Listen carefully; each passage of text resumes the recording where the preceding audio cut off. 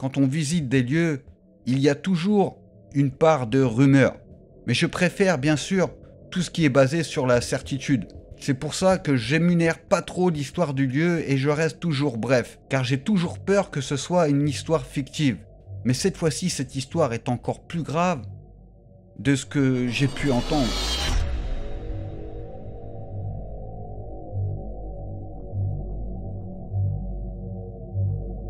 Lucien Engelmayer, alias le Patriarche.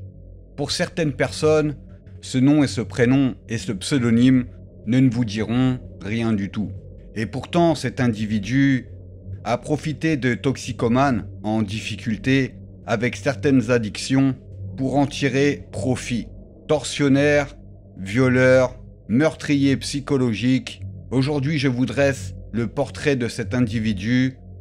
Bienvenue dans cette nouvelle vidéo.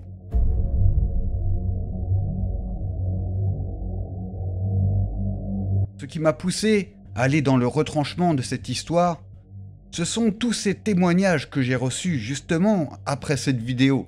Il y avait eu déjà un reportage d'une 50aine de minutes dont je vous mets des extraits. Pour ceux qui seraient intéressés, je mets le lien dans la description. Pour commencer notre petite histoire, Lucien a donc profité du manque de structure pour toxicomanes afin de les soigner de leurs addictions. C'est donc en 1974 que Lucien va créer une association pour essayer de venir en aide à ces toxicomanes. On pourrait donc croire au début que c'est un individu qui a du cœur, car tout part d'une bonne action. Mais l'envers du décor en est tout autre. En effet, il va profiter durant plusieurs décennies de la fragilité psychologique et mentale de ses hôtes afin d'en tirer parti. Financièrement, sexuellement, il va jouer et contourner pas mal de lois. Et tout cela dans le but de renflouer son compte bancaire. Nous, on fait rentrer de l'argent en permanence, on est une véritable source de financement, de par la recherche de dons, de par la vente de bouquins, de par toutes les activités lucratives qu'on peut mener pour faire avancer soi-disant l'association, mais plutôt l'enrichir en tant que multinationale ces dernières années, quoi. Le premier centre va être édifié à la Boère, à Saint-Paul-sur-Save, et plus précisément dans un lieu-dit, car il fallait que tous ces centres soient discrets.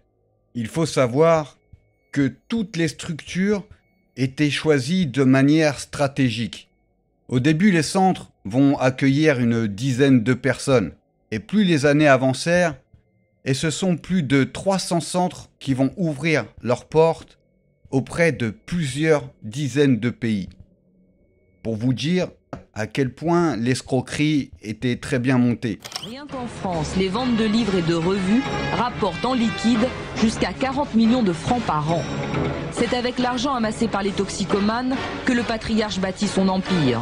Il achète une propriété, puis deux, puis trois, puis des dizaines. Toutes sont restaurées gratuitement par ses pensionnaires avec des matériaux de récupération. Il va donc acquérir en premier lieu les aides de l'État. Mais ce n'est pas tout, car les toxicomanes arrivaient dans les centres et leur carte d'identité ainsi que tous leurs papiers étaient supprimés. Ceux qui avaient des rentes sociales vont directement tomber sur le compte de l'association. Il va donc jusqu'à supprimer le peu de moyens qu'avaient ces individus. Et en prenant leur carte d'identité, ils se retrouvaient sans papier. Comme le témoignage que j'ai eu l'indiquait, certains toxicomanes étaient transportés dans des fourgons, mais à l'arrière, il n'y avait pas de fenêtre. De manière à ce que ces individus ne se doutent même pas de la position à laquelle ils pouvaient être. C'est pour cela que tous ces centres étaient pour la plupart du temps en forêt, comme le centre que j'ai pu visiter.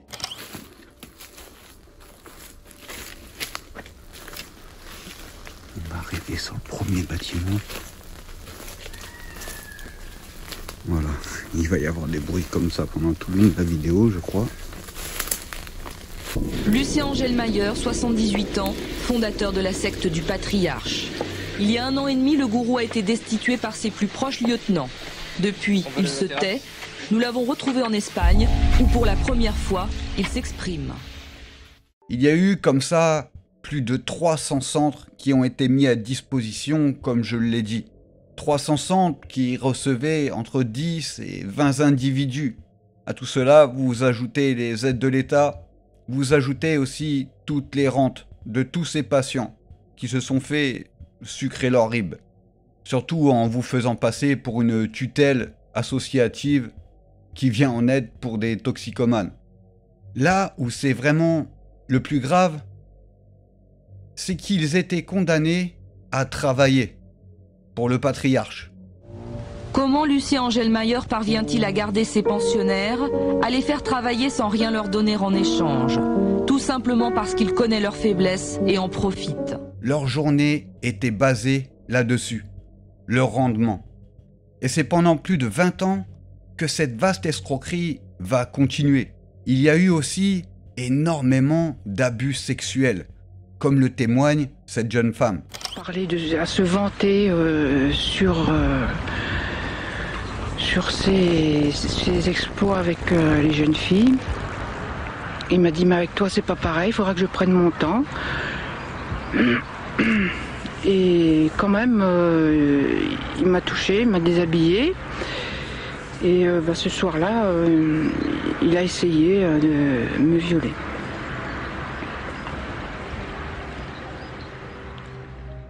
Mais aussi, dans le témoignage que j'ai eu, elle aussi a subi des abus sexuels du patriarche. Mais certaines personnes qui étaient en centre de soins, si je puis dire, puisqu'il n'y avait aucun psychiatre et aucun médecin à disposition dans ces associations, oui, ils voulaient soigner les gens en les éduquant. Moi, personnellement, ça m'est arrivé d'avoir une fois un rangement à faire dans une chambre. Et un garçon de cette chambre est mal rangé, et vu que moi j'habitais dans cette chambre et que j'étais la plus ancienne du patriarche, j'ai eu le droit à dormir dehors un beau mois de mars où il pleuvait la nuit. J'ai dû dormir la nuit dehors, par exemple. Il y avait une fille qui était enceinte, et le fait de ne pas l'avoir dit directement, ça a valu que les responsables se sont mis en colère, lui ont donné un gros coup de poing dans le ventre et qu'elle a perdu son gamin. Et après, ça a même été toute une histoire pour elle d'aller voir un médecin. C'était limite une méthode barbare. Lucien les appelait ses enfants. Le jeune qui vient ici, même s'il ne l'avoue pas, a besoin de sécurité, a besoin d'autorité. Seulement, c'est une autorité qui est basée sur l'amour, sur la tendresse, sur la fête, sur la joie de vivre. Et je crois qu'ils me permettent une attitude de père très sévère souvent, ce qu'ils n'ont jamais permis à leurs propres parents. Et certaines de ces personnes qui étaient coincées dans ces centres, car ils étaient enfermés, le voyaient vraiment comme leur père. Arrivé sur le nez. Je me suis cassé le nez hier soir. Un accident? Non, j'ai une crise d'épilepsie.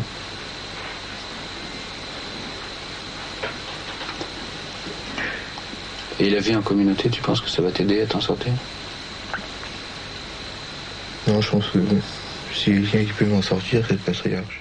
C'est pour vous dire à quel point il a réussi à les manipuler, et il leur faisait croire que tout ce qu'il faisait était uniquement pour leur bien.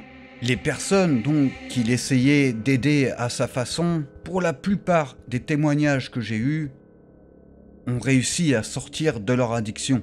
Mais ils m'ont bien parlé d'une emprise, d'une certaine main qu'ils n'arrivaient pas à se défaire. Car tout était fait de manière à vous retourner clairement le cerveau. Et comme on peut le voir avec ce témoignage, justement, au cours de ce reportage, la personne dit bien qu'il y a eu des choses qui ont été faites sur des mineurs. Un endroit où beaucoup de femmes passaient, et de plus en plus jeunes, des mineurs. En tout cas, je sais qu'elle était mineure. Il l'a enlacée de façon très compromettante, quoi. À la limite, cherchant à l'embrasser sur la bouche, On voyait très bien de loin la gamine le repoussant. Mais tu te rappelles l'histoire de la petite mineure suisse qui avait porté plainte en partant? Elle était mineure, elle. Oui, tout à fait. Elle s'appelait, je crois. Elle est partie. Bon, ben c'est pareil. Lucien lui a joué le grand jeu. Il l'a emmené partout. Il lui a payé je sais pas quoi. Bon, et puis au bout d'un moment, elle a commencé à s'angoisser. Bon, elle s'est échappée un soir. Comme cette personne aussi qui a commenté ma vidéo et qui a passé 6 ans dans ce centre de désintoxication, et il le dit lui-même.